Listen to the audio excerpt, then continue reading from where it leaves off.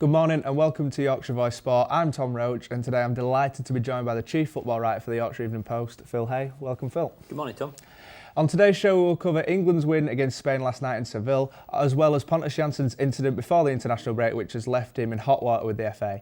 First off, Phil, England winning last night in Spain, Raheem Sterling getting two of the goals really early. Do you think that he's proven his critics wrong and he can kick on from this? I think he has, and not only him last night. He's one of the players who, over the period where he hasn't been scoring, the period where England haven't been so impressive, he has been one of the players who's been criticised for that. And I think last night you saw the type of form that you get regularly from Sterling with Manchester City, but also from Gareth Southgate's point of view.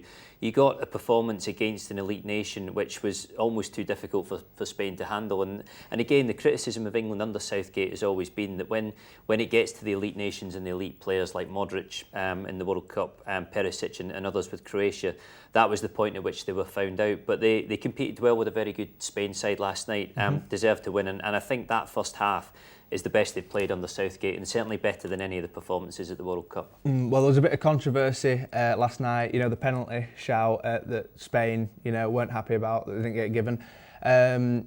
Do you think Pickford did commit a foul there? He did make a fair challenge with his feet, but there was debate that he pulled the player back. The challenge with his feet was fair, and there was no question that he won the ball. But I think there was a strong argument to say that he did impede Rodrigo before doing that. It's one of those, as the famous saying goes, you've seen them given, but equally you've seen referees not give those as well. And there is that little grey area of knowing and being certain as to whether or not that is a foul. But I think he was slightly fortunate to get away with that on what was otherwise a good night for him, I felt.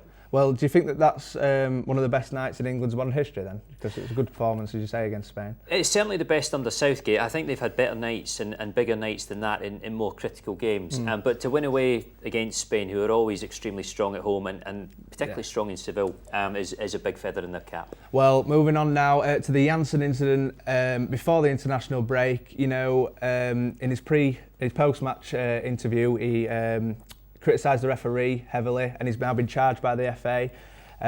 He's got until the 17th, which is tomorrow, to respond. What do you make of it?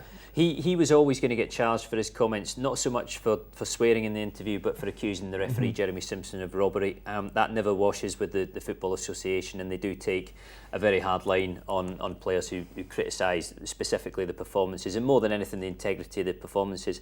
I don't think it'll lead to anything more than a fine for Pontus Jansson. I don't think he'll be looking at a suspension. But I think the wider discussion around this is why it is that Jansson has been cited when other incidents have gone unpunished, particularly the headbutt by Sergi Canos, the Brentford winger, on Jani Alioski in the second half. Hard to know why it is that didn't lead to a violent conduct charge. Well, moving on from that, he did criticise the referee for the penalty decision. Do you think it was a penalty, or do you think that the referee did get it wrong?